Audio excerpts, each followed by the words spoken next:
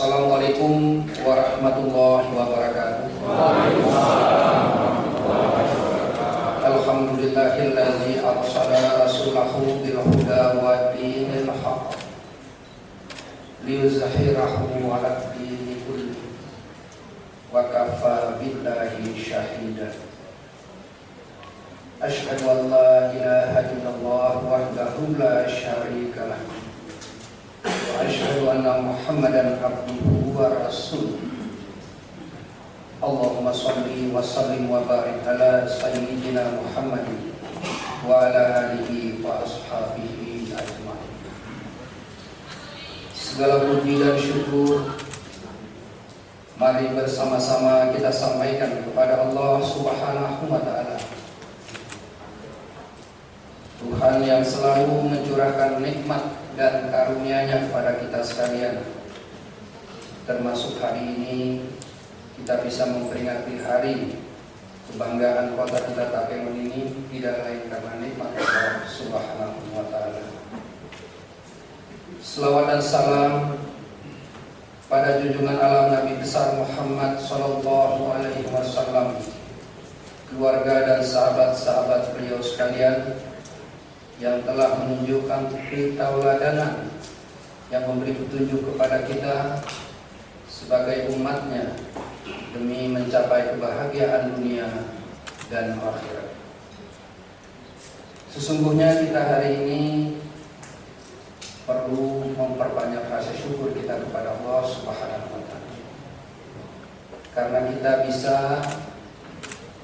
berada di dalam satu hari yang sudah kita sepakati, yang disepakati oleh para ahli-ahli sejarah yang kita miliki, yaitu memperingati hari jadi UUD Takengon.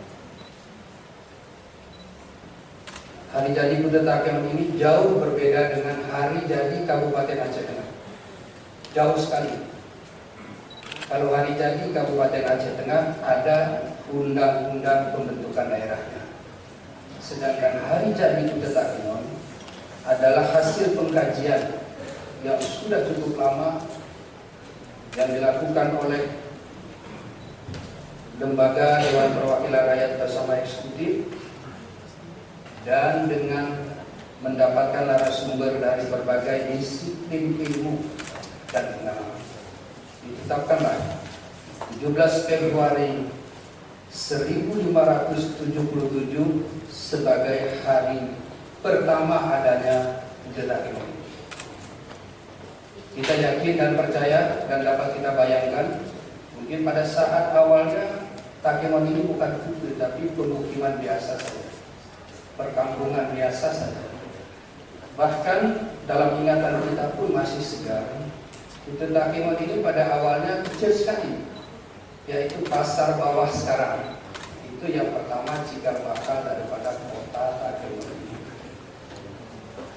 Hadirin sekalian, saat ini UUD Takengon meliputi 3 wilayah kecamatan. Yang pertama adalah Kecamatan Lut Tawar, Kecamatan Kebayakan, dan Kecamatan Berbesar. Kebetulan ketiga kecamatan ini luas wilayahnya kecil sekali dibanding dengan Aceh Tengah. Secara keseluruhan hanya 3,6% dari luas Aceh Tengah. Itulah luas 3 kecamatan kita ini. Yang luas Aceh Tengah ini adalah 445.000 hektar lebih. Hanya 3,6% itulah wilayah 3 kecamatan. Di pihak lain, hadirin sekalian, di 3 kecamatan ini adalah kecamatan yang padat penduduk. Untuk Lut Tawar, Kebayakan, dan Berbesar, jumlah penduduknya adalah hampir 87.000 jiwa, atau 38% dari penduduk Aceh Tengah yang jumlahnya 226.000 jiwa. Jadi semua kita bisa membayangkan bahwa daerahnya sempit tapi penduduknya besar. Kalau daerahnya tidak sampai 4% dari total Aceh Tengah, tapi penduduknya lebih dari 38% dari penduduk Aceh. Pada awalnya sebagaimana yang kami sebutkan, yang kita sebut dengan Kuta itu adalah pasar bawaslu, Jalan Putri Hijau, Sudirman, sampai ke Baliatus. Alhamdulillah dengan perkembangan dan dukungan semua pihak, pada awalnya ada pengembangan sejak didirikan Rumah Sakit Umum Datuk Guru di Kebayakan, sehingga luas Aceh Tengah itu bertambah Jalan Sengeda sampai ke RSU Simpang 4, kembali ke depan Polres atau ke depan pendopo sekarang. Itu luasnya lebih kurang 1000 hektar saja. Kemudian berikutnya dengan dukungan semua pihak, terutama masyarakat, Dewan Perwakilan Rakyat bersama eksekutif memperluas Kuta Takengon ini menjadi dari Dedalu ke Mendali, kemudian Mendali ke Payakumbi, Payakumbi Tansaril, Tansaril Kampung Bali atau Dedalu kembali. Dengan demikian luasnya itu mencapai 2050 hektar. Ini tentu tidak bisa bertahan lama. Pada saat ini pun perluasan kota terus terdesak. Oleh karena itu perlu ada regulasi, perlu ada pengaturan dari kita, baik eksekutif maupun legislatif, sehingga pengembangan kota itu terarah, teratur dan tertata. Pada saatnya nanti kita perkirakan bahwa sebagian kecamatan Bekasi dan sebagian besar kecamatan Bias adalah termasuk wilayah Kuta Takengon. Kalau kedua kecamatan itu termasuk sebagai wilayah Kuta Takengon, maka luasnya tidak besar bertambah. Hanya total menjadi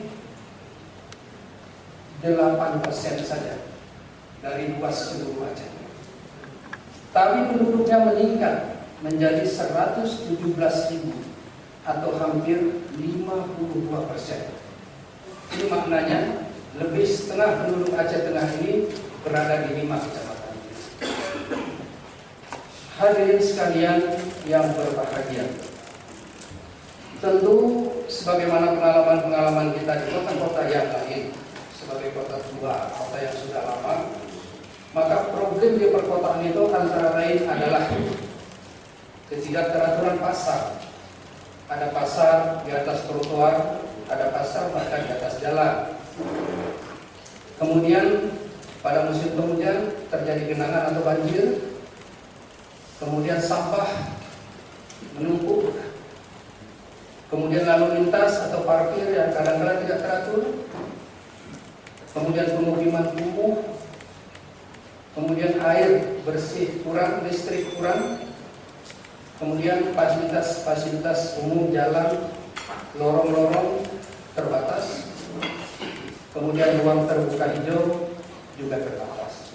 Ini secara umum problematika di kota-kota lama atau kota-kota tua, baik besar maupun kecil. Oleh karena itu, hadirin sekalian, melalui kesempatan yang baik ini, kita melakukan evaluasi, kita melakukan introspeksi, bagaimana kita benahi kota Takengon ini, sekaligus pengembangannya, sehingga masa yang akan datang kota ini bisa tumbuh dengan baik, teratur, rapi. Dan itu tidak bisa dilakukan oleh legislatif dan eksekutif saja, harus bersama-sama dengan semua masyarakat. Terutama tentu masyarakat yang tinggal di kecamatan yang kami sebutkan tadi. Mari kita tata pasar menjadi teratur, bersih, nyaman bagi pedagang dan juga nyaman bagi pembeli. Seperti tadi yang disampaikan Pak Ketua, daerah kita ini adalah destinasi atau kunjungan wisata. Yang kedua, menjaga parit-parit atau drainase, jangan sampai ada yang tertimbun, terutama di lingkungan tempat tinggal kita. Kemudian meningkatkan pengadaan dan peningkatan sarana prasarana pemukiman dengan menjaga kebersihan, terutama jangan membuang sampah sembarangan. Kita biasakan masyarakat kita untuk membuang sampah pada tempatnya.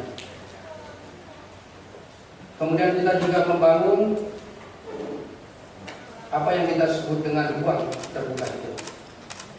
Pada saat membangun bangunan fisik, jangan lupa kita ingatkan masyarakat harus diawali dengan adanya izin mendirikan bangunan.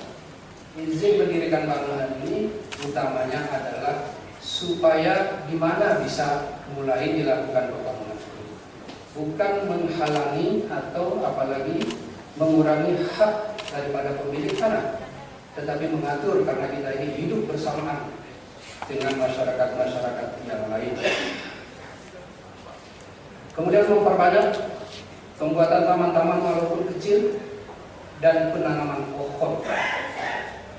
Kadang-kala kita memang belum memahami, hadirin sekalian, seolah pohon itu tidak atau kurang berharga, tetapi justru pohon itulah sebagai penentu kehidupan kita di masa yang akan datang. Oleh karenanya, dengan tema meningkatkan keimanan dan ketakwaan pada Allah Subhanahu wa Ta'ala, kita jadikan Takengon sebagai kota bersih dan nyaman yang menjadi tema peringatan kita hari ini. Kami kira sangat tepat. Karena tanpa iman dan takwa, semua yang kami sebutkan tadi tidak mungkin dapat kita lakukan. Dirgahayu Kota Takengon yang ke-438. Selamat kepada kita semua. Billahi taufiq wal hidayah. Assalamualaikum warahmatullahi wabarakatuh.